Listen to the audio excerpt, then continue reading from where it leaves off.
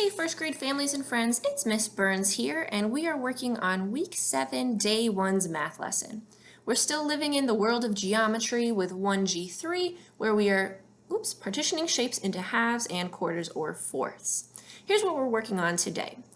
Here's our I can statement. I can use paper and scissors, it's going to get fun guys, to partition shapes into halves and quarters or fourths.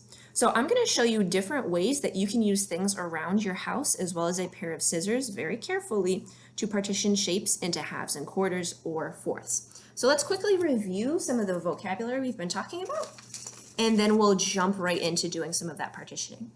So we know that when we are partitioning shapes, we are breaking or cutting them up into equal parts. We always start with our whole. If we partition our shape into 2 equal parts, we call those halves. And a half is 1/2 of the whole.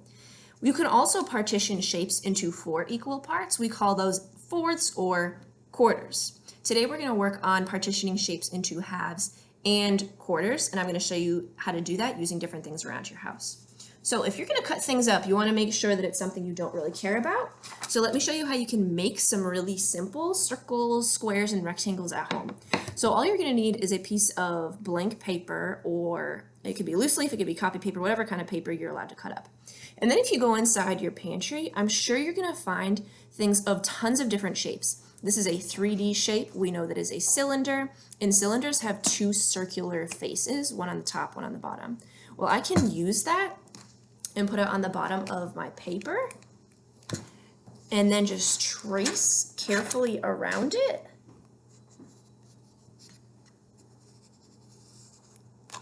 To get a nearly perfect circle. Now once I cut out that circle, it's going to be ready to partition into halves and into quarters. Well, let's say we don't want just circles. That's not the only shape we want to partition. What if we want to do rectangles?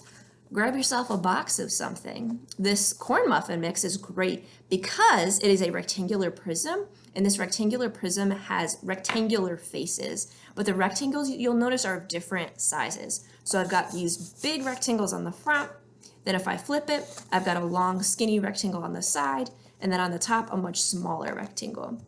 So if I stand it up, I can trace around like this to get one size rectangle. Then I can lay it on its side and I'll get another size rectangle that I can partition by cutting it into equal parts. And then this one's gonna be a little tight on my paper, guys. Laying it with its back down. Not perfect, but good enough, friends, that we can use this to be able to partition into equal parts. So if you don't have things that you can cut up, this is what you can do. Trace around it, cut it out, ready to partition. I actually do have some things, and again, they're from around the house, and I'm going to show you how to use them. So let's first talk about halves. Now, halves and quarters are both what we call fractions. Fractions are just a fancy word for an equal part of a whole. A half is a fraction. So I'm going to use some squares. I got 2 different squares. I've got circles, and I've also got some rectangles, and I'm going to use them to show you how to make halves. Let's start with these little itty bitty rectangles. Well, I know that a half is 2 equal parts. I can cut this rectangle in half. Let's start with the orange one. What if I just go right down the center? And it might not be totally perfect, but it's going to be pretty close, friends. And if I cut it right down the center, now I have 2 equal parts that when put together make a whole. Let's do our yellow rectangle, but instead of going straight down the center, I'm going to go across corner to corner because that's how I like my sandwiches to be cut, corner to corner. Now I've got 2 triangles. I remember saying last week that if you cut something out and you put them on top of one another, they should be nearly the same. And look, I now have 2 halves. Each half is one of the 2 equal parts of the whole. How about our square? So I went straight down the middle. I went corner to corner or diagonally. Let's go across. And when I partition my square across, now I've got a square instead of rectangle, it's actually composed of, notice that other word, composed, 2 rectangles. So a square can be partitioned into two rectangles. And now my last one, I think I want to go corner to corner on this one too, but maybe I'll go the other corners, opposite. Starting at the bottom left-hand corner, I'm going corner to partition my rectangle square, which is a rectangle, into two equal parts, also known as halves. Now how about circles? Well, circles, those are easy. You can partition a circle into halves by just cutting them down the middle, like this. Doop, doop, doop, doop, doop, doop, doop. Now we have two halves, and our two halves make a whole. Now the thing about a circle is that it's the same all the way around. It doesn't have any vertices, it doesn't have any sides.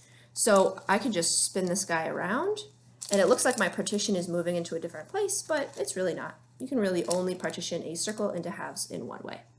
So those are different ways that we can partition rectangles, squares, and circles into fractions, and our fraction is a half. Now let's start talking about quarters. Now we know quarters are 4 equal parts. So now we're getting a little more complicated here. Let's take a look at our rectangles. We've got squares, we've got circles, okay? Our first rectangle, guys, it's hard to pick up off the table. Here we go. I'm gonna do 4 equal parts because I know 4 equal parts is known as quarters or fourths of the whole. I'm gonna do that by first making this rectangle into halves. And then if I cut each half in half, I will have 4 quarters or 4 fourths of my whole. See, I've got 2 equal parts. Let's trim this guy once more. 1, 2, 3, 4 equal parts. 4 equal parts, 4 quarters or 4 fourths of my whole. My fraction is a quarter or a fourth. Let's try our next rectangle.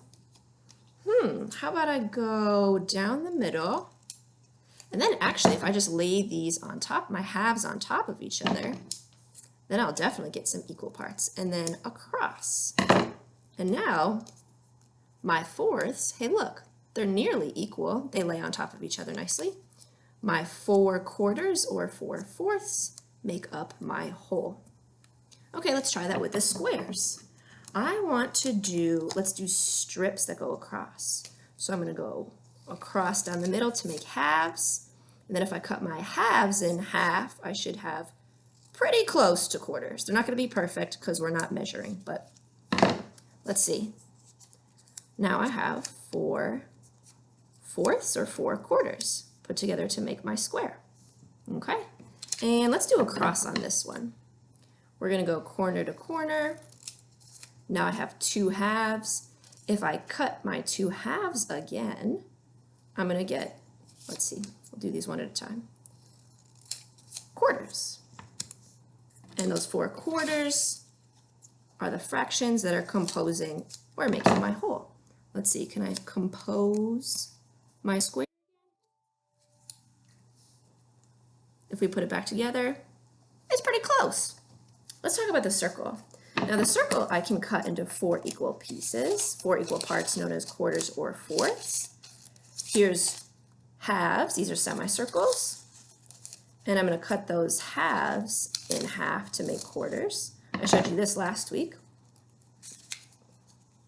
Here are 4 quarters or 4 fourths to make my whole. You can't see that. Be careful though, friends. Let's say we're using our muffin tin again, and I just want to cut it into 4 pieces. Here I go. 1, 2, 3, 4.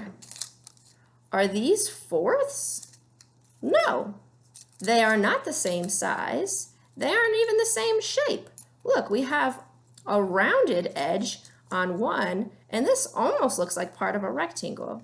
You can't just partition shapes any which way. They have to be in equal parts. Okay, so let's review what we talked about today. Today we said that you can partition shapes or pieces of paper, in this case, by cutting them with scissors into equal parts. We cut them or partitioned them into halves and then quarters. As we work through the week, we are going to start working more with cutting things up using our hands. I'm going to show you how to use a virtual tool, and then we will start drawing. Go ahead and click below the video and complete your Microsoft form, and have fun as you're exploring cutting up and partitioning all these shapes, friends. Bye.